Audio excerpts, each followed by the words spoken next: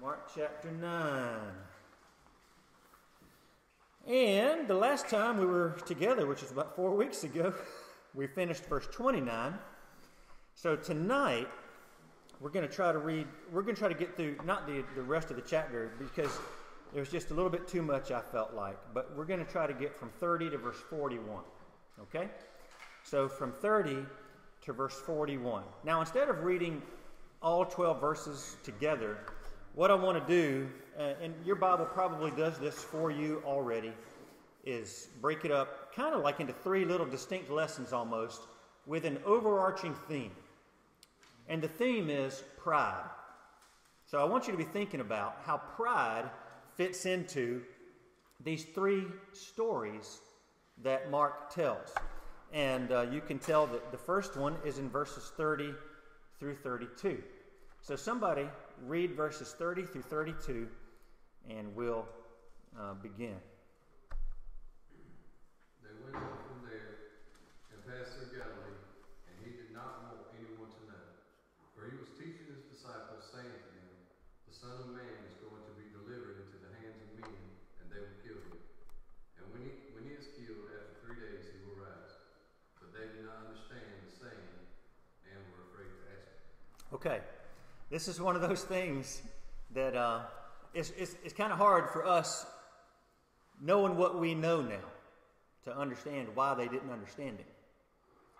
He pretty much put it right on the nose, didn't he? How could you be more clear? He says, the Son of Man. Maybe that part confused him. Who is the Son of Man? Is he talking about himself, or is he talking about somebody else? He says he's going to be delivered into the hands of men. Well, what in the world does that mean? They will kill him. Huh? They will kill him. And when he is killed, after 3 days, he will rise. Now, first there's this little note. He did not want anyone to know. This is something that has come up several times. But I think there's a different reason this time. One thing that you would note, you'd have to read the entire section almost. Sometimes you need a more global view to understand what's going on. And if all you did is read chapter 9, you wouldn't get this. But if you start at chapter 1 and go all the way to chapter 16, one thing that you'd note is starting right here, after verse 29 of chapter 9, Jesus' public ministry is basically over. When did Jesus' public ministry begin? Who knows? John the Baptist. That's right. Right after John the Baptist baptized him. Of course, then he goes off into the wilderness, and what happens in the wilderness for 40 days?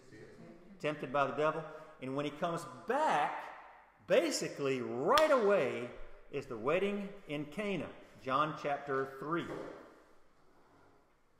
Maybe chapter 2. Chapter 2. And of course, that was where his very first, what? His very first miracle was changing the water into wine. And from that point on, Jesus had a public ministry, preaching, teaching, doing buku miracles.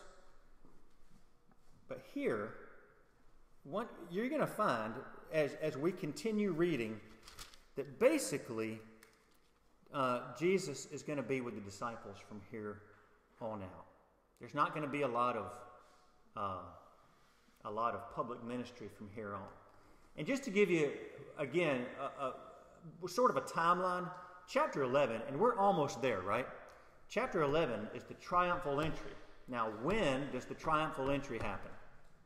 You can be general on this, even though there's a specific answer. 1 week before he's crucified. I mean, it is bang, bang. So there's only 16 chapters in Mark. So from chapter 11 to chapter 16 is 1 week, which is kind of crazy if you think about it. His public ministry is ended, and he says he wants to be by himself. He didn't want anybody to know. It says in verse 31, for he was teaching his disciples. Jesus wanted to have some time to pour just into these 12. It's kind of a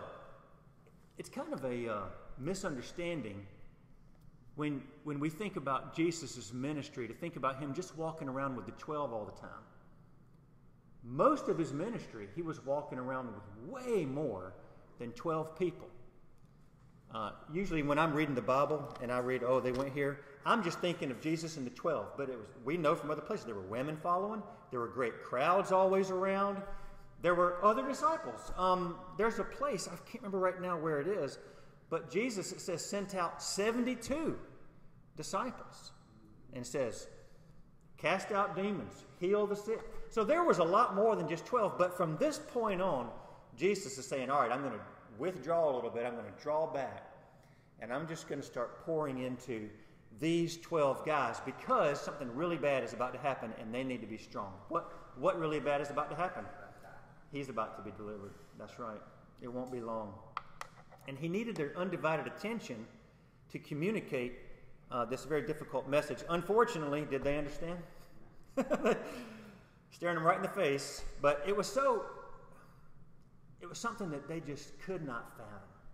That the Messiah, the one predicted for 700, 800 years, would, first of all, be rejected. They could not fathom that the people of God would reject him. John chapter 1 even mentions this. It says he came into his own, and his own received him not. That's right. They couldn't fathom. I think the disciples probably had it in their mind at some point this is going to turn around. At some point, the other shoe's going to drop and people are going to start listening. The Pharisees are going to be converted, and of course it never happened. These are some principles I learned from just these 3 verses. We need to pour into other people. Jesus didn't save us just to be sponges. I've probably used this illustration before, but a sponge soaks in, but it does not spend it out unless you wring it out. And listen, I'm all for soaking in the Word, soaking in fellowship. We need to do that. We need to wring out. Well, we need to wring ourselves out into the lives of other people. What happens to a sponge if it doesn't get wrung out?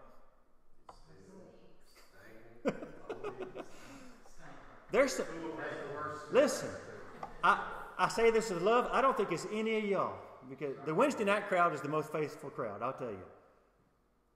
If there's some stinky, moldy Christians, because all they ever do is soak, and they never wring out. We were talking before church about how Meredith needs more people for children's church. We got a ton of people in there that could come over here. And there's just, where's the volunteers? Where's the volunteers? We need some people to pour into our children and into other people. Well, that's one thing I like about WMU and Brotherhood. That's an opportunity for women to pour into women, to wring themselves out, for men to wring themselves out into other men. Here's something else I thought of here, is that too many distractions leads to an undiscipled life. I didn't say undisciplined. Undiscipled. Jesus knows that he has limited time with these 12 guys, and he's got to get his points across to them. So he pulls them off to the side and says, all right, from now on it's just us.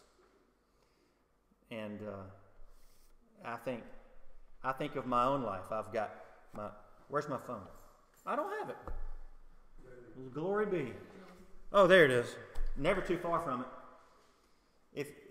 If you get, I don't know about y'all, does your phone make little noises when you get notifications? You can turn those off. I'm about to. Matt, I'm not that stupid. I know that. I'm about to the point where I need to do that, because I'll be sitting there trying to work on a sermon. I'm locked in. I'm doing good. And then, it's like, what happened? Nick Saban has COVID or something. It's like, wait a minute. I did not need that distraction. And I think sometimes if we allow too many distractions in our lives, and there are myriad ways that Satan can do it, it doesn't leave us any time for discipleship. I'll never get over people saying, I don't really have time to read my Bible. You're a liar. You lie. We have time to do what we want. We got time to look at Instagram. We got time to look at ESPN, we got a lot of time. I guarantee you, when the Cowboys are on, I got 3.5 hours to watch a football game. And when Clemson's on, Clemson fans have time to watch that. And when Carolina's on, good. Well, maybe not Carolina, but sorry, Matt, I'm with you on that. But hey, they won last week, didn't they? Yeah. They won. They won a game we weren't supposed to win. Auburn, I think. That was good. Be careful with that word. What you mean? You associate yourself with Carolina? Well, I freely associate with Carolina. But Alabama's number one, but not literally. In my heart. In my heart. We need to give ourselves, and let's talk practically for a second. What are some ways you can cut down the distractions to give yourself time to soak in first, so that later on you can ring out? What are some ways you can do that? You can delete the ESPN app. Matt's going hardcore. Huh? That's what I did. That's actually not a bad idea. I don't need it. I got tired of all the notifications, so I deleted it. That's what. So maybe broadening that point, we can get rid of the things that are literally distracting us. Like, I could put my phone in another room. Now, I'm nervous about that because as soon as I do that, I'll get a call. Somebody's died. You need to be there right now. So I'm a little hesitant on that regard. But what's another way we could do it? What about schedule? What's your schedule like? Well, that's what I was going to say. If you plan it. Plan it. Like put it on your schedule. I have been hammering this. Now, there's only 3 or 4 people that listen to me regularly. But if somebody says to me, I don't know how to read the Word of God, the first thing I'll tell them is you need a plan. If you don't have a plan, you will not work the plan. Just like anything else. I bet if James had a field he needed to plant, there's certain steps that you take to plant that field.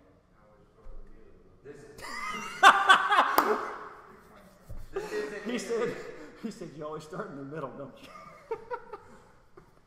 What were you going to say, Matt? I was going to say, I mean, this is kind of not for everybody, but I mean, I know that one thing that helped me was taking over like a Sunday school class or something. It kind of, I mean, don't get me wrong, it forces you to do it at first, but That's I have true. found like some liking to it to do That's some right. back study.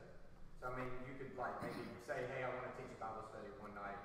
Somebody could come to you and ask, could they have a Wednesday night or something? Yeah. It would force them into the Word to learn something. That's a great point. That's a great point.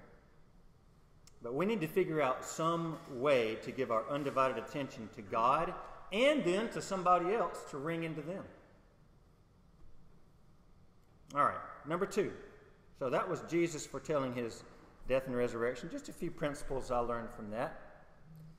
Then there's this little story where they're arguing amongst each other. Verses 33 through 37. I'd like a volunteer to read that, please. Verses 33 through 37. They came to Capernaum, where he was in the house. He asked them, what were you arguing about on the way? But they were silent, because on the way they had been arguing with one another about who was the greatest. Sitting down, he called the 12 and said to them, if anyone wants to be first, he must be last and servant of all. He took the child, had him stand among them, and taking him in his arms, he said to them, whoever welcomes one little child such as this in my name welcomes me. And whoever welcomes me does not welcome me, but him who sent me. Okay, thank you, Matt. So, what were they arguing about here? Who was the greatest disciple? Who was his favorite? So, maybe. It says they were arguing about who was the greatest. It doesn't really tell us, but do you think they were arguing about who was number 1 or what the order of the 12 were? I'm pretty sure about the order. That would, because it's like getting picked for a kickball. You just don't want to be last, right? They wanted Jesus to put them first in case something happened. He could save them. You know what's interesting about this? You would think that Jesus kind of shooting them down here would reprioritize their ideas. But turn over to chapter 10, just the very next chapter, and look at verse 35. James and John, we'll get there in a couple of weeks. the sons of Zebedee came up to him and said to him, Teacher, we want you to do for us whatever we ask. And he said to them, What do you want me to do for you? They said, Grant to us to sit, one at your right hand and one at your left, in your glory. Did they learn? They didn't learn anything, did they? At least these two fellows. But really, it was all of them, because it ends up saying that they were all mad at him because they wanted it too. Why would they be arguing about who's the greatest? I don't mean just, forget about just basic human pride and arrogance for a second. Why would they be arguing this? These are... They couldn't get their mind that Jesus' kingdom is not of this earth. So what did they think? You're exactly right. He was going to be the great leader like David was, and he was going to... Okay. They let everybody have a goat in their kitchen and cheese on their plate and milk and honey. Bingo. And he could feed them all, he could heal them all, but they never could understand that he was a spiritual leader. Exactly. And the reason that I think that this was not just an argument about who was number 1, but who was 1 through 12, was because if there's a king, an incoming king, right, that would reestablish Jewish dominance, how many tribes were there? 12 tribes. So I get the biggest tribe. I get the second biggest tribe. What's the puniest tribe? The number 12 would have to. Now that's still pretty good. So you're saying that the disciples thought that eventually Jesus was going to divvy out I do think 12 that. tribes. Okay, and so they and 12 would have been the kings of each. Kind of like a governor. I do think that. Right, Yeah. and I also was thinking, the people at this time were used to there being one king or one ruler, that everybody followed the hierarchy. Well, that's true. But even think about the geopolitical forces of the Bible. So who was Pilate?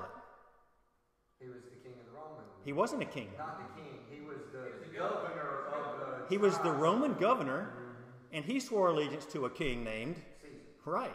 So they wanted to be like a Pilate type, like a Herod type. Herod was the same thing. He was called the king, but he wasn't really. He was under Caesar's thumb. That's right. Because he mustered up to the Romans. That's exactly right. Well, was there any point up until this point in time that Jesus had told them something about being the leaders of the 12 tribes? No, but they were expecting Jesus to come in and exert political dominance. That was the hierarchy of the day, and so they were thinking along those same lines. That's exactly right. If Jesus is going to come in riding on a white horse and kill the Romans and do away with oppression, Then he and was going to be place setting too. he needs some helpers. That makes sense now. I understand. But he said, so here they are daydreaming about their glory in the coming kingdom. And he says, if anyone, verse 35, would be first, he must be last. Boy, you want to talk about a counter-cultural statement. That was not just countercultural back then. This is not our world's value system. It's not. I got a book called Be Last by Joey Kingsley, and it's got that scripture. What do you think Jesus means by that? Does he mean don't speak up? Does he mean don't speak up, let everybody else walk all over you all the time? Because some Christians take that and they say, well, I'm going to be meek. Well, you got to be humble to humans, but you still have to stand for it. It's not so much as laying down, it's speaking other stuff above. Yeah. Yes. To get them to the point where Moses was known as the meekest. Right. Moses was known as the meekest man, I think, in history, outside of Jesus, obviously.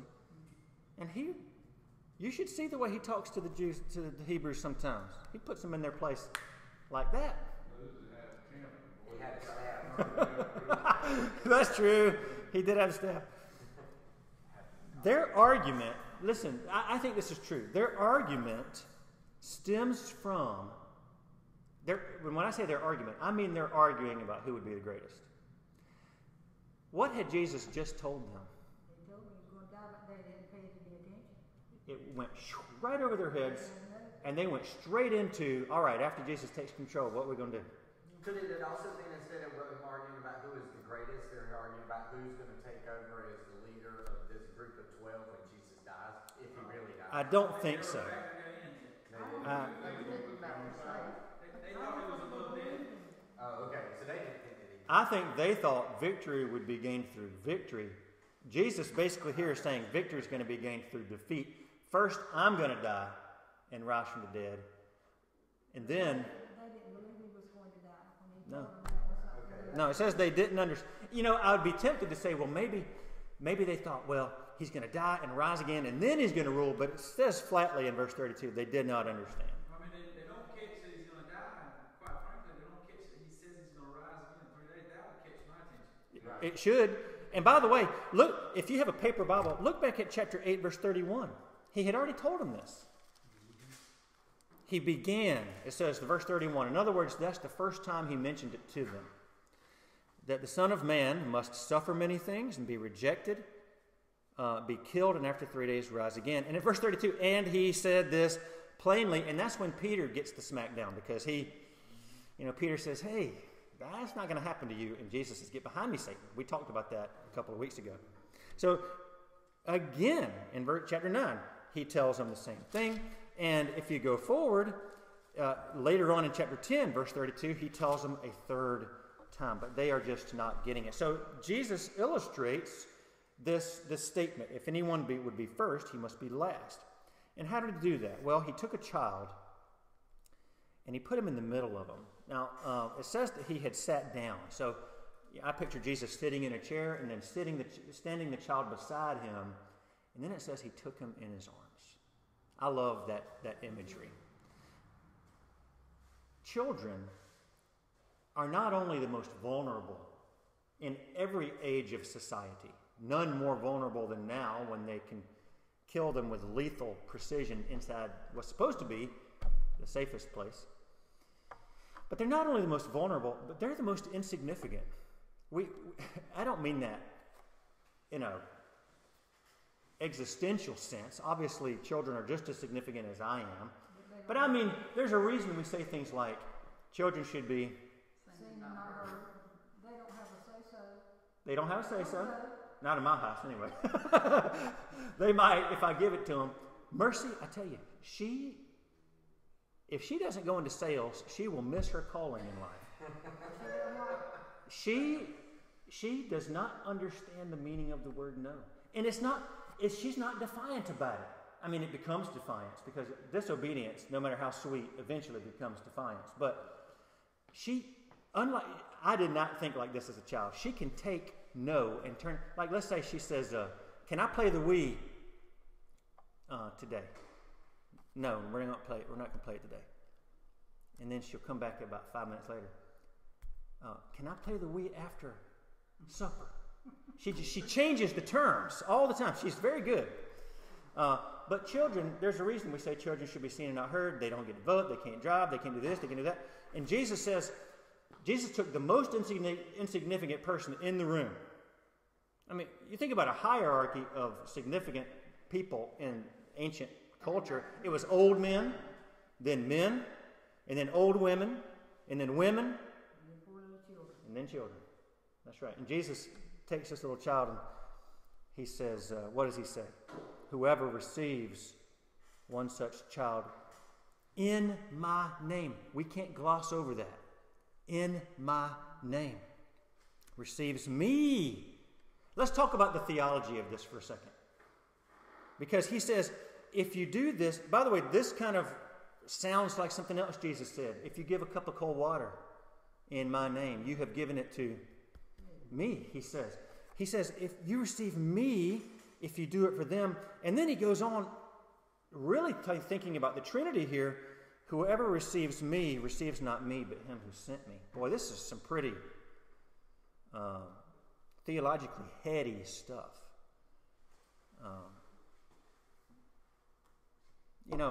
You think about what religion is. Religion is just an attempt to connect with God, right? Whatever you call God. Hindus, they have 2 million gods. But above all of those, they have one world soul. And they want to connect with that. That's what nirvana is, connecting with God. Muslims believe that dying in a blaze of glory will connect them with God. Jehovah's Witnesses have every religion has their way, and even pagans, even unbelievers, people that worship nature, they're still yearning, they're groping for something that they don't understand, and that is to connect to the ultimate reality. And Jesus said there's a very tangible way you can do that. Now, you have to do it in my name. That's why we can never be just social gospel. We can never say, oh, we're going to feed the poor, and that's enough. We have to be connected to Jesus first. It has to be in my name. But there's a very tangible way to connect to God, and that is to be kind, to take the most insignificant people in society and show them compassion. Who are the most insignificant people in Lakeview? Who are we talking about? Y'all know better than I do. Who are the most insignificant people in Lakeview? Yeah. Children. Children still? Some of the elderly, maybe. Is there any homeless? Yeah. There's some homeless. Folks at Thorns. Just some poverty people. People that are poor. Right. Jesus tenderly loved the most insignificant person in the room. And we need to do that too. If we align our priorities with God's priorities, then we will begin to value the insignificant people in our midst. You know, one of the traps that it's easy to fall into every 4 years is to forget that we're Christians first and Americans second. That no matter what happens on November 3rd, God's not up there chewing his fingernails and pacing back and forth. Oh, I hope Trump wins. I mean, could you imagine? And by the way, I guess I just told you who I'm voting for. But, I mean, he's not worried at all. It worries us to death. But he's not worried. Why? He's in control. That's right, Benny. That's right. And you know what? Jesus' teaching here can be applied in the church. Right? Are there people, let's be honest, are there people that when you think about them, they come to church, but they're not that significant. They're not that important. They're not a committee member. They're not a chairhead. They're not a Sunday school teacher. It's easy to think that way sometimes. And actually, we don't usually think of it that way. We usually do the reverse. Oh, that person's what? Very important. And by saying that, we're kind of pushing others to the side as being insignificant, and I don't think that's the right way to do it. I think we need to look for opportunities to care for the insignificant. And then there's this last little teaching section in verses 38 through 41. One more person, please read 38 through 41.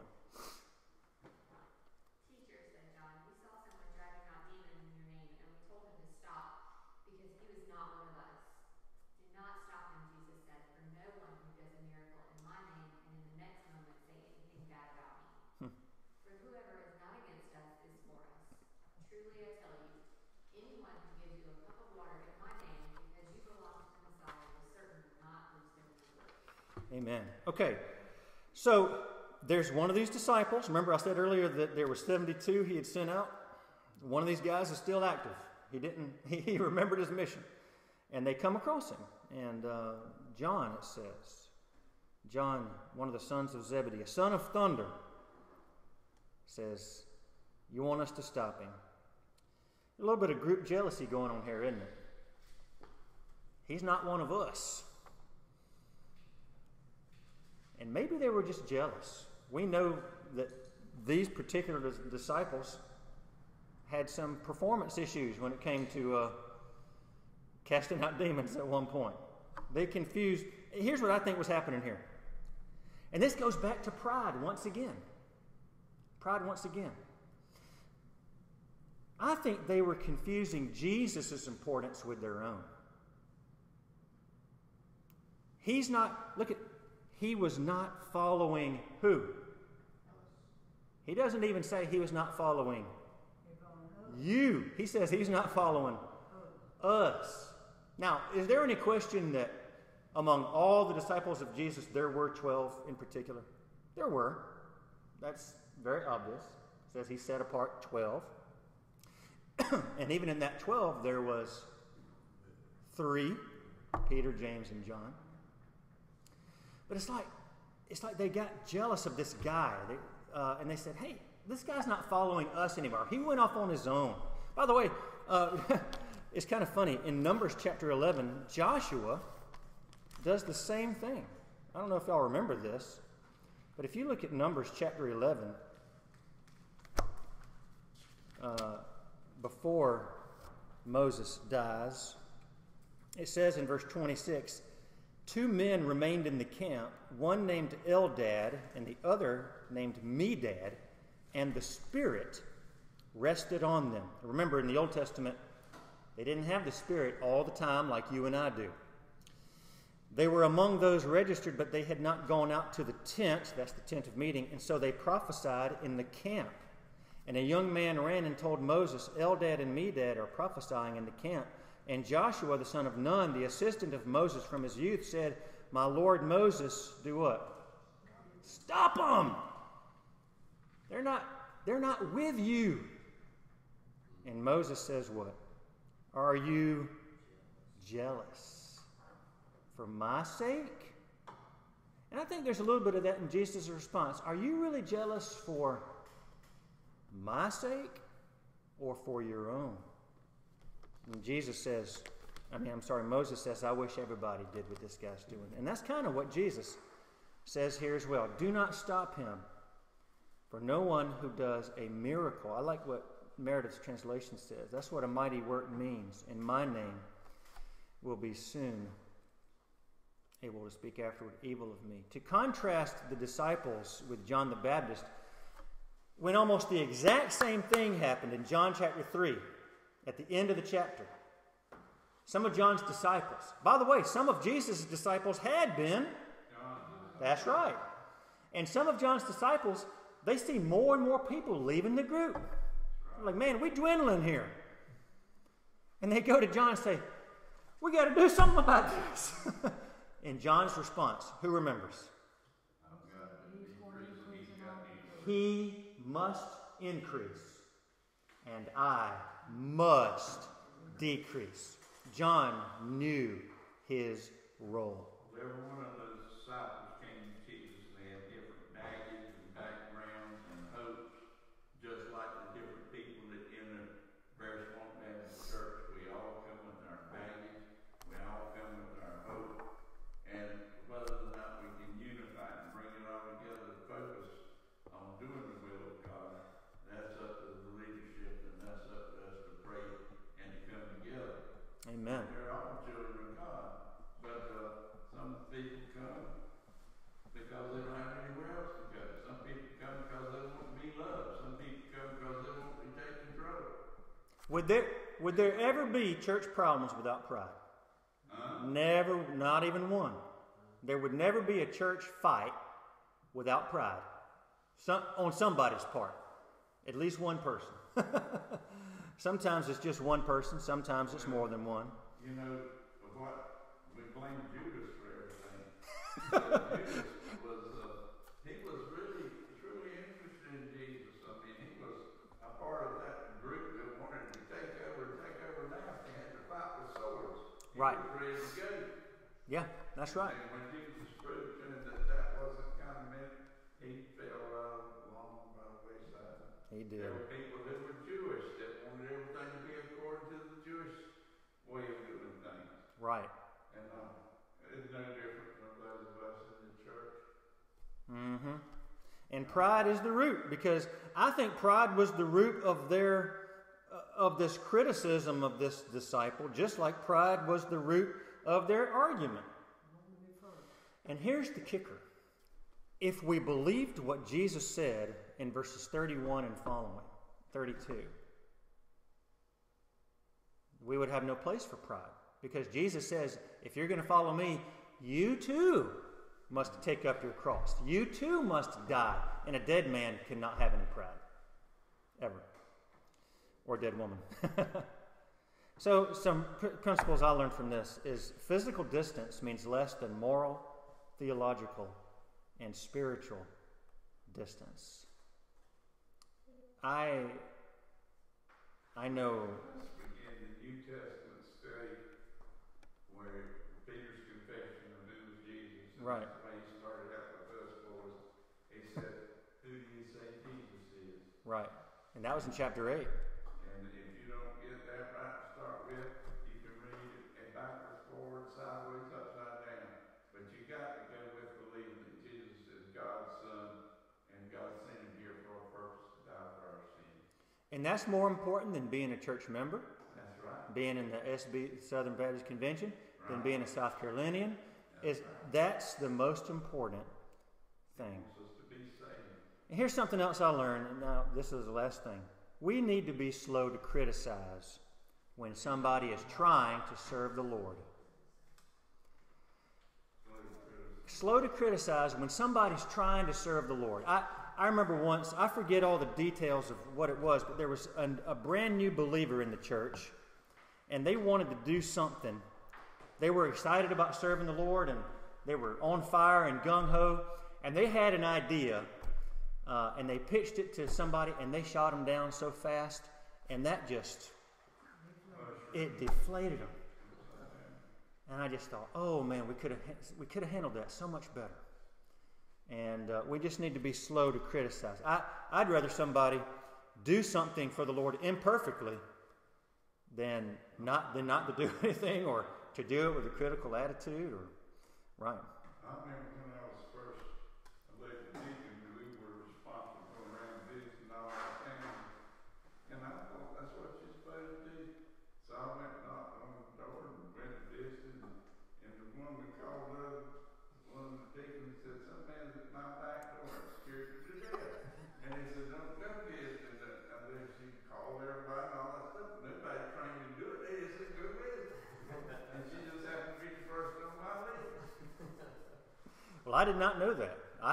As far as I know, I hadn't made anybody mad yet. Well, this is the queer world in which we live. It is. It is. Anybody else got any thoughts before we close? We do need to finish on time for our choir practice. Thank you very much. Brother